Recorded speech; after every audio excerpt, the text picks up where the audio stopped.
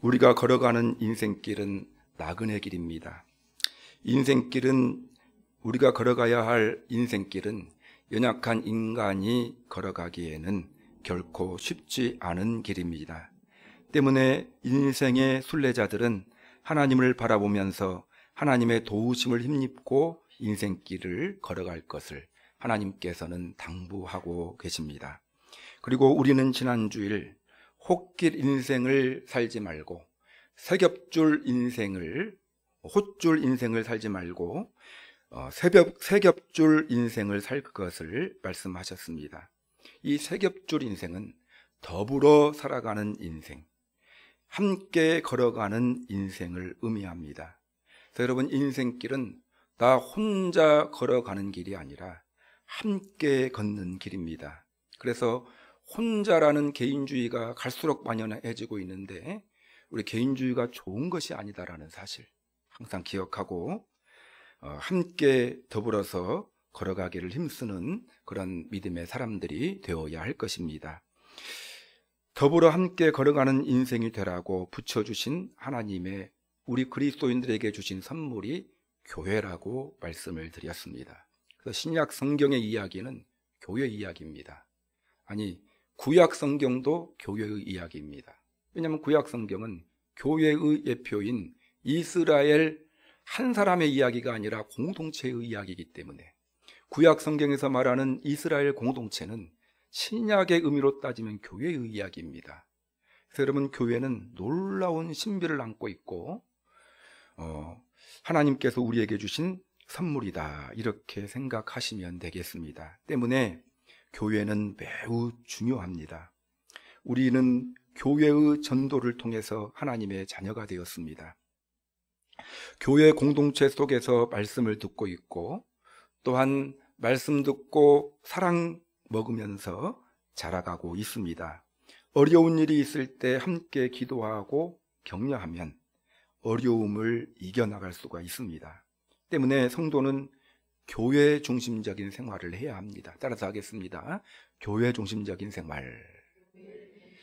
사도 바울이 히브리서에서 말세가 될수록 나타나는 현상이 모이기를 패하는 습관들이 나타날 것이다 라고 예언을 했어요. 이 개인주의가 나타날 것이다 라는 것이죠. 여러분, 교회 중심적인 신앙을 우리들이 가져야 됩니다. 교회를 소중하게 생각하고 또 교회 세우는 일에 열심을 다해야 합니다. 교회는 우리의 인생길을 함께 걷는 동반자요, 하나님의 복을 받는 통로이기 때문에 그렇습니다.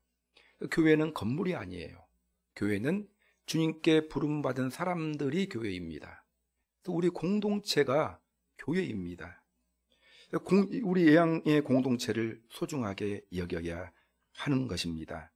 오늘 본문 말씀에서 오늘 본문 3절을 보면 평안에 매는 줄로 성령이 하나가 되게 하신 것을 힘써 지키라, 이렇게 권면합니다.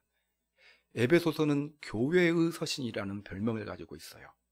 사도 바울이 에베소 교회에 보낸 편지인데 교회에 관한 교회의 의미가 무엇이고 어떻게 교회를 세워야 되고 교회가 무엇인지를 배우려고 하는 사람들은 에베소서를 통해서 교회를 배웁니다.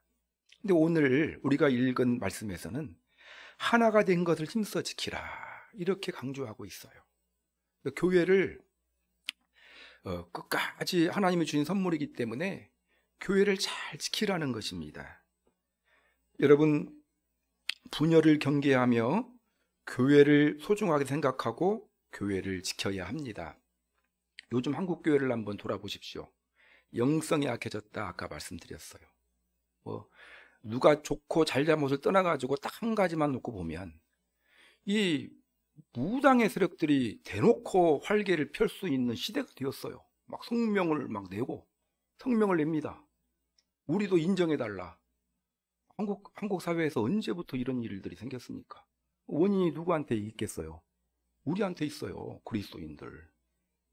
빛이 충만하고 한국교회가 은혜가 충만했을 때 무당들이 있었죠. 근데 숨어 있었습니다. 교회가 강해져야 돼요. 교회가 약해졌다라는 증거거든요. 숫자는 많고 부자들은 많은데, 돈은 많은데, 여러분, 돈이 능력이 있는 것이 아니라고 말씀드렸어요. 능력은 하나님께 능력이 있는 거고 말씀의 능력이 있는 것입니다. 우리가 돈으로 구원받았습니까? 돈으로도 못 가는 것이 하나님의 나라입니다. 믿음으로 가고 복음의 능력으로 가는 것이 하나님의 나라이죠. 복음의 능력이 있는 것입니다. 복음이 교회의 제1의 가치가 아니다 보니, 영성이 약해지다 보니 교회가 싸움판이 되었어요. 분열하는 교회들이 얼마나 많은지 몰라요. 예전에 그 은혜로 왔던 교회들이 가서 보면 다투고 있어요. 주님께서는 우리에게 다투지 말고 하나가 된 것을 힘써 지킬 것을 권하고 있습니다. 우리 교회가 외견적으로는 크지 않은 교회이지만 우리 교회가 하나가 된 것을 힘써 지켜야 됩니다. 교회는 소중하기 때문에 그렇습니다. 근데 교회가 왜 분열되기 쉬운가? 다양한 사람들이 모여있는 곳이기 때문입니다. 남자와 여자가 모여있는 곳이 교회이고, 여러 각 계층이 다 함께 모여, 나이가 다르고 출신 배경도 다릅니다. 한 사람 한 사람 성격도 다르고 신앙의 수준도 다르고 생활 수준도 다르고 은사와 재능도 다르고 관심사도 다릅니다. 이 다른 한 사람 한 사람이 한 가지 같은 것이 하나 있죠. 예수님 믿는다는 믿음 하나 때문에 모인 곳이 교회이다라는 것입니다. 그래서 그 은혜와 복음이 빠지면 교회는 분열될 수밖에 없는 곳이 교회입니다. 때문에 분열하기 쉽고 교회를 세우고 지키는 일은 매우 어려운 것입니다. 바울은 우리에게 하나가 된 것을 힘써 지키기 위해서 노력해야 될 덕목을 소개하고 있어요. 교회가 선물이거든요. 우리가 인생길 걸어가는데 함께 걸어가라고 주신 선물이 옆에 있는 우리 성도님들이에요. 혼자가 아니라. 우리 교회 없다고 생각해 보세요. 우리나라에 교회가 없다고 생각해 보십시오. 예배 드리겠습니까? 여러분, 교회가 없는데 예배 드리기가 쉽지 않거든요. 여러분, 교회 있어도 예배 안 드리는데, 여러분, 전도 생활을 당연히 해야 되거든요. 교회가 없다고 생각하면 전도 생활 하겠습니까? 할 수가 없어요. 말씀 들어야 믿음이 생기거든요.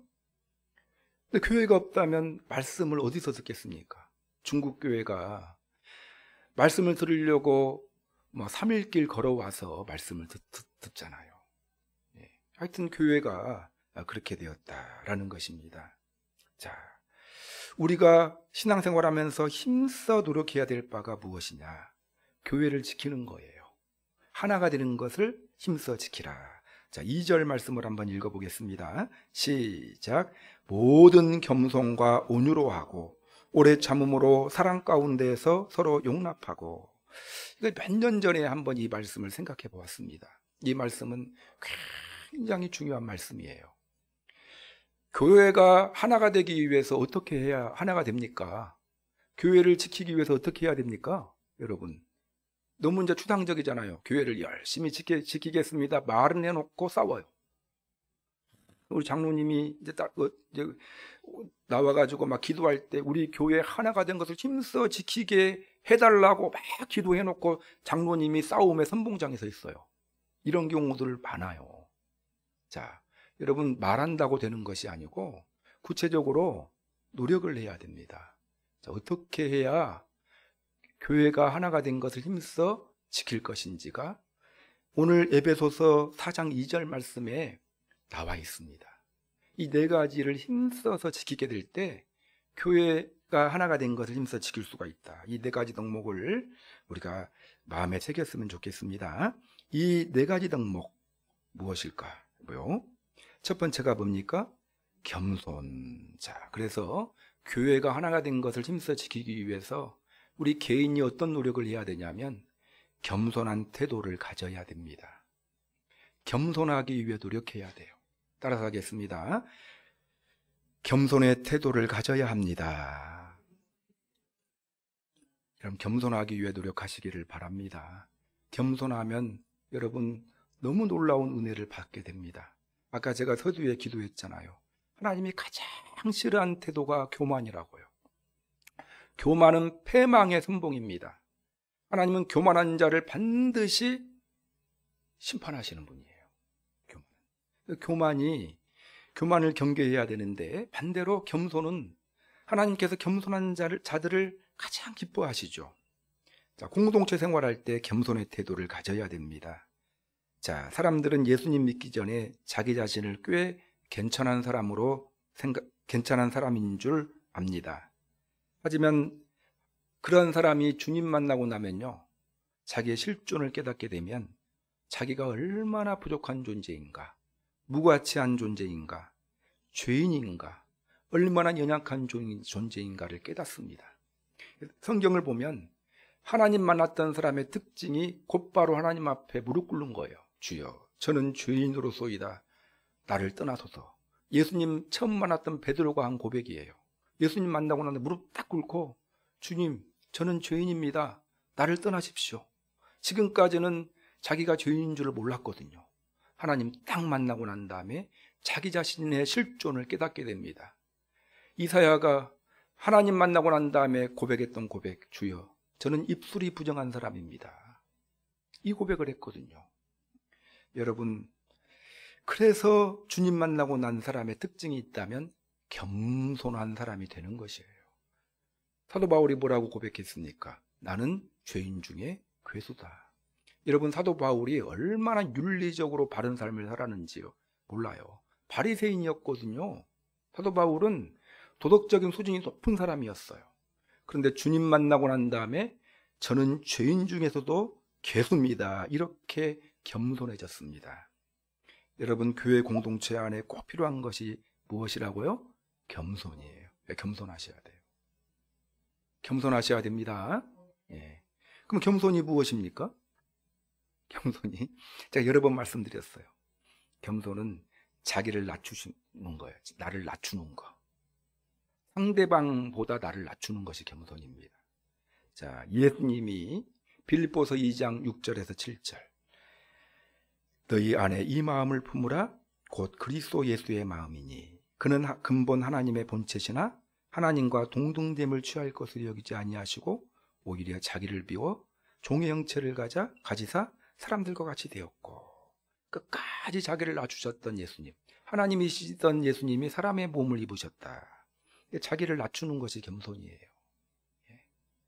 자기를 높이는 것은 교만이고요. 우리가 사람들 바라볼 때 어떤 마음을 가지기 위해 노력해야 됩니까? 이 사람이 나보다 좋다라는 거, 높다, 낫다는, 이건 이제 시옷 받침이에요. 나보다 더 낫다. 이제 자기를 낮추는 건 지읒 받침이에요. 여러분, 나를 낮추는 것이 겸손입니다. 어디까지 낮춰야 되겠까요? 상대방의 눈높이까지 낮추는 것이 겸손이에요. 예수님은 제자들의 발을 씌워줬습니다. 자, 예수님이 높습니까? 제자들이 높습니까? 예수님이 높아요. 근데 예수님은 자기를 낮추셨어요. 어떻게 낮췄어요? 제자들의 발까지 낮아지셨다라는 거예요. 상대방을 눈높이처럼 자기를 낮추는 것이 겸손이에요. 하나님이신 예수님이 인간의 몸을 입으셨다. 겸손입니다. 그래서 하나님의 관점에서 인간을 판단하신 것이 아니고 인간의 눈높이에서 인간을 이해하셨어요. 이것이 겸손입니다.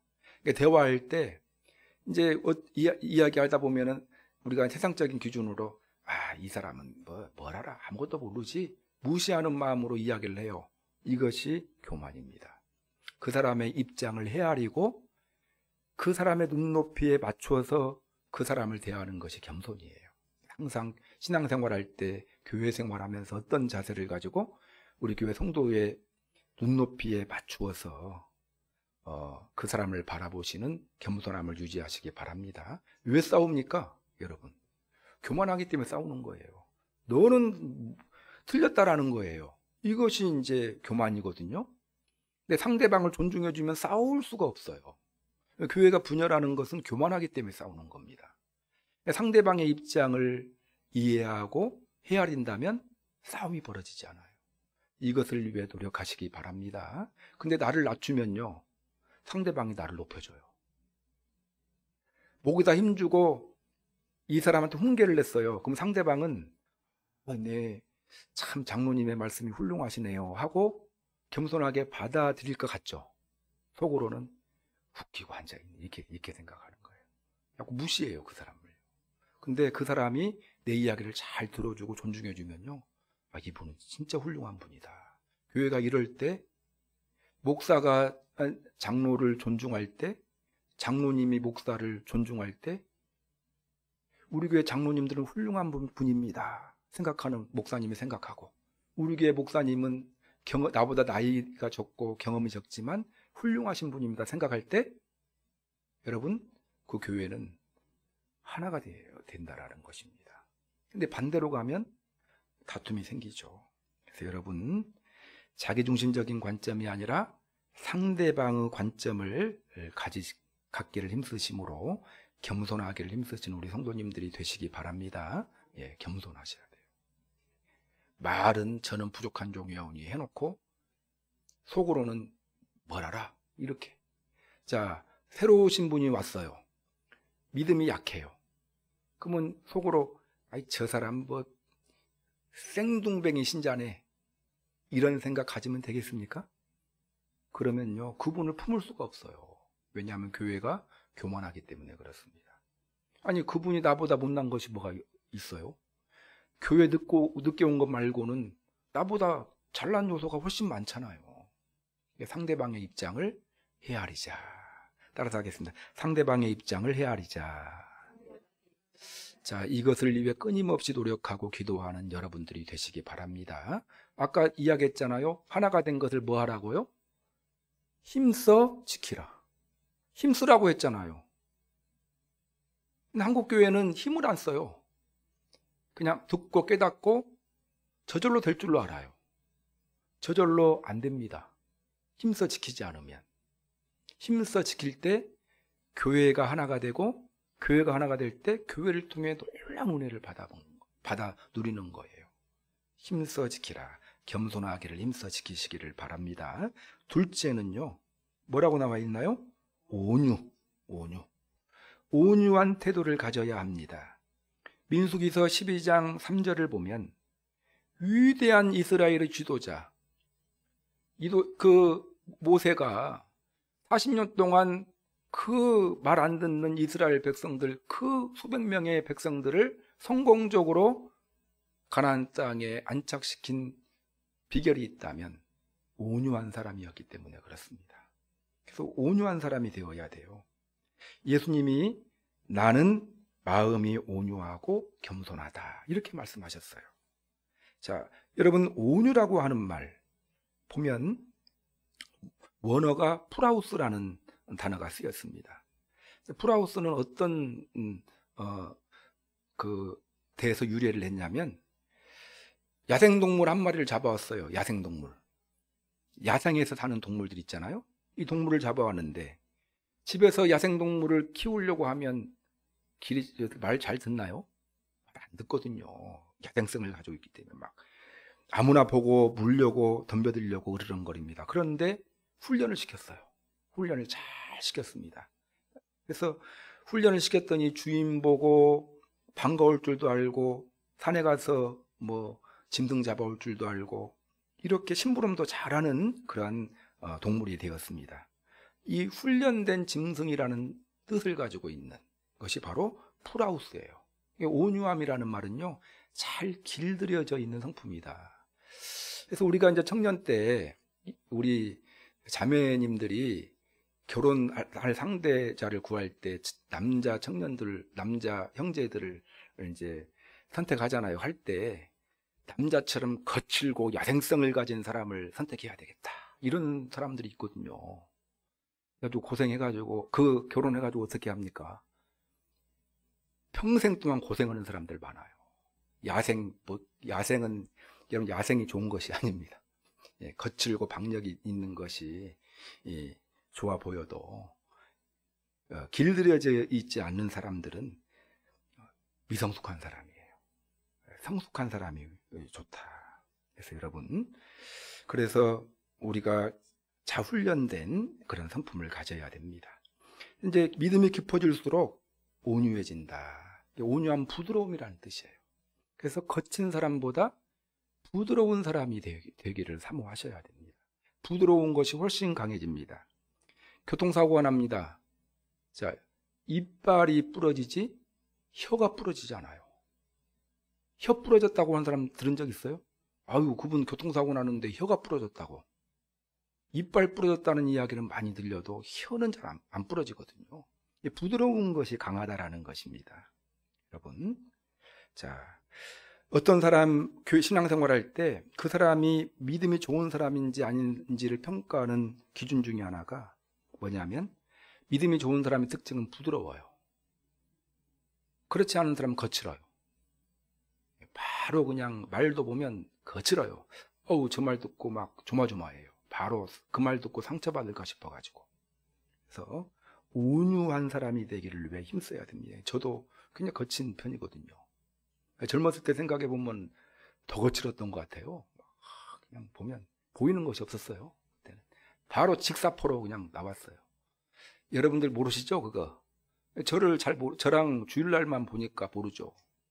평일날 막 운전 같은 거 할 때 보면 바로 그냥 거칠게 이렇게 보복 운전도 했어요. 막 따라갑니다. 옛날에 고속도로 가다가 이제 교통법규 어기면 막 뒤를 막 따라가요. 따라가고 막 그랬던 적도 많습니다. 그러나 지금은 안 그래요. 여러분, 많이 좋아졌습니다. 온유함을 갖기를 위해 노력해야 됩니다. 화를 잘 내는 사람은 미성숙한 사람입니다. 왜냐하면 성격을 잘 조절하지 못하기 때문에. 여러분, 화 안 나는 사람 있나요? 화 안 나는 사람은 사람이 아니에요. 똑같이 화가 납니다. 어떤 부분. 근데 이제 화를 잘 낸다라는 말은 화가 나지 않았다라는 것이 아니라 화는 똑같이 나는데 화를 잘 부드럽게 조절해 참느냐 그렇지 않느냐라는 거예요. 완벽한 사람은 없어요. 항상 어떤 말이냐면 이전보다 조금씩 좋아지는 것을 바라는 거거든요. 그래서 여러분, 화를 잘 다스리고 조절을 해야 한다라는 것입니다. 그래서 화를 내면 공동체는 파괴돼요. 그래서 여러분, 최소한 교회에서는 화내는 것을 삼가해야 됩니다. 교회에서만큼. 공동체니까. 예전에 강제구 소령 이야기 하실 겁니다. 수류탄 던졌는데 수류탄이 이제 핀을 뺐어요. 여기 있으니까 어떻게 했습니까? 그거 안고 혼자 죽었잖아요. 여러분. 그러니까 화는 수류탄 것 같아요. 공동체 안에서 이제 큰 교회들 이야기 들어보면 죄짓기 하면서 막 화내시는 분들이 많다고 하더라고요. 화 한 번 나면요, 죄짓기 내용이 중요한 것이 아니고 화 때문에 공동체가 파괴가 돼버립니다. 그래서 하여튼 온유함을 갖기를 힘쓰시고 화를 잘 조절하는 그런 노력들이 우리 교회 가운데 있었으면 좋겠습니다. 우리가 앞으로 길게 되다 보면서 우리 공동체 가운데 온유하기를 힘쓰자라고 우리가 적용해 봤으면 좋겠습니다. 세 번째로, 오래 참음의 태도를 가져야 합니다. 오래 참음의 태도를. 오래 참음이죠? 예. 자, 잘 참아야 됩니다.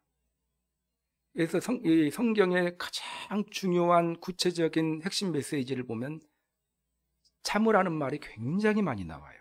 속담에 장독을 봐서 쥐를 잡지 못한다라는 말이 있습니다. 이 말의 의미가 뭐냐면 장독 사이로 쥐가 왔다 갔다 해요. 근데 몽둥이로 쥐 잡고 싶은데 휘둘립니까? 안 휘둘립니까? 안 휘둘리죠. 왜 안 휘둘리죠? 장독에 깎고 싶어가지고. 쥐는 잡아야 되겠는데 장독 사이로 들어가면요, 안 잡습니다. 왜냐하면 귀한 장독 깰까 싶어서. 마찬가지거든요. 이게 참아요. 쥐가 다녀도 참아야 돼요. 그래야 장독이 보존됩니다. 교회 안에서도 마찬가지다.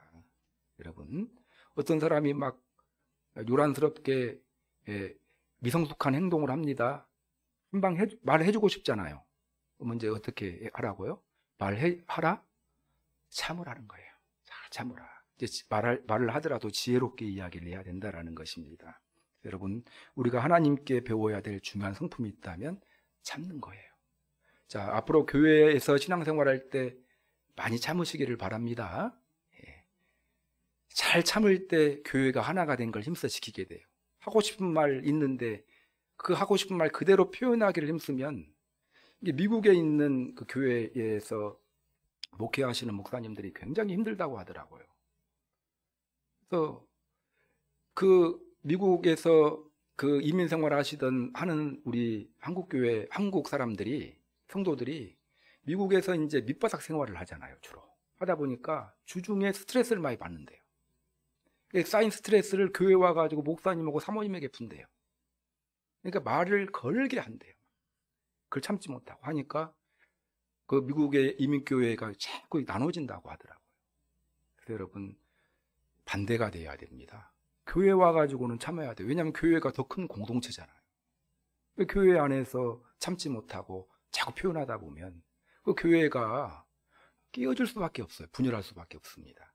그래서 여러분, 교회 안에서는 많이 참으시기를 바랍니다. 많이 참고 계십니까?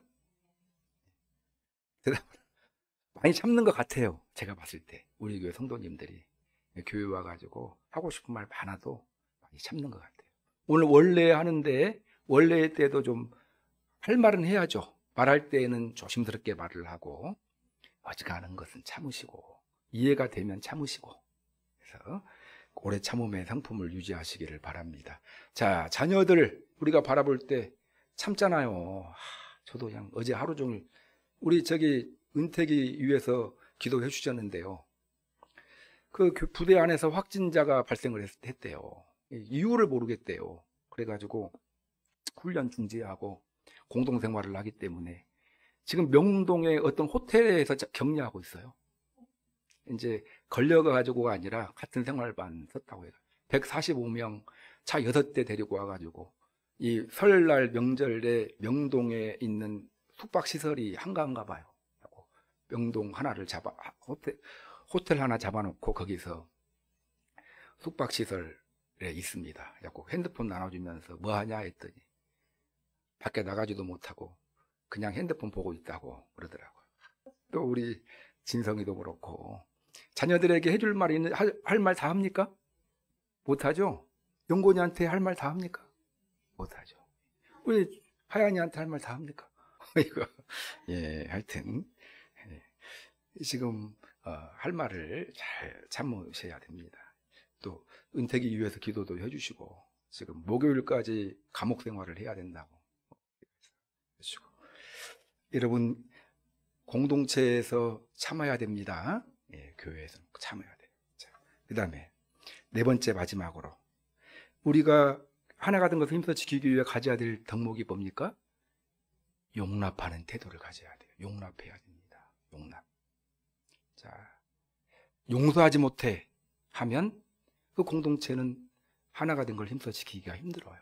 우리가 공동생활을 하다 보면 서로 상처를 주고 받을 수가 있습니다. 그렇죠? 내가 말을 한마디 했는데 그 말을 오해해가지고 꽁 하는 경우들이 있거든요. 못 참아. 나는 절대로 용서 못해. 그러면 그 공동체는 하나가 된 걸 힘써 지킬 수가 없어요. 그래서 교회 안에서만큼이라도 다른 데 가서는 알아서 하세요. 알았어. 다른 데 가서도 용납하기를 힘써야 되지만 교회만큼, 오늘 주제가 교회니까 교회에서는 섭섭한 일이 있으면 어떻게 해야 될까요? 용납하시기를 바랍니다. 성도들이 잘못했을 때 용납하셨으면 좋겠어요. 어떻게 목사님이 그런 말을 할 수가 있어? 다른 성도 말은 내가 용서할 수 있어도 목사님 말은 내가 용서 못해. 이러시면 되겠습니까? 안 되겠습니까? 안 돼요. 자, 용납하시기를 바랍니다. 예. 그런 일들이 생길 수밖에 없어요.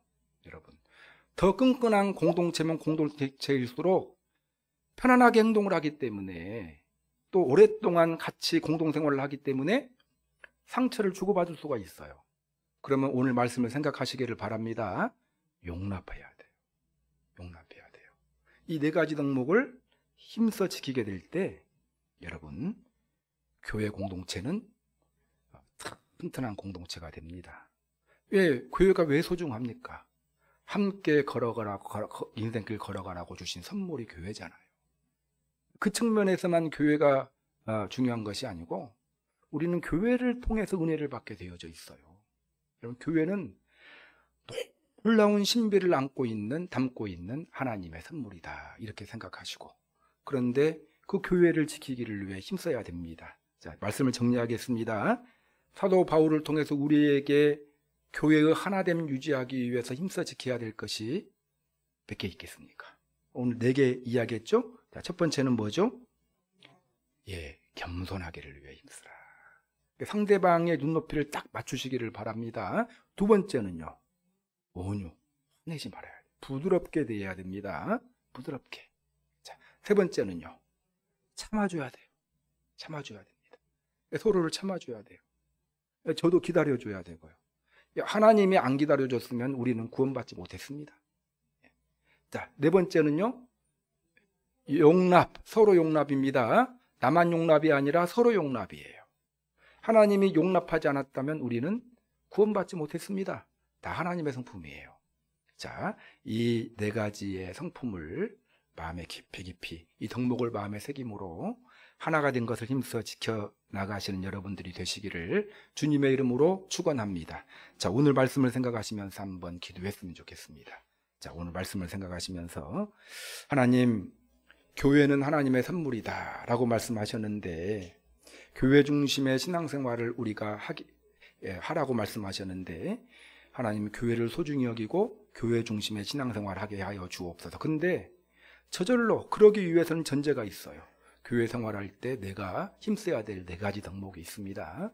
하나님, 겸손하기를 힘쓰고, 교회 와서는 항상 겸손하게 해주시고, 또 하나는 오래 참게 해주시고, 하나님이 나를 참아주신 것처럼 참게 해주시고, 또한 온유하게 해주시고, 부드럽게 대하게 해주시고, 성도들을 대할 때, 또 하나는 하나님, 크고 작은 오해가 있고 갈등이 생길 때 서로 용납하게 하여 주옵소서. 그래서 우리 양교회를 끝까지 하나가 된 것을 지켜서 교회를 통해 만복을 경험하는 그런 은혜가 있게 하여 주옵소서. 말씀 생각하시면서 기도하겠습니다.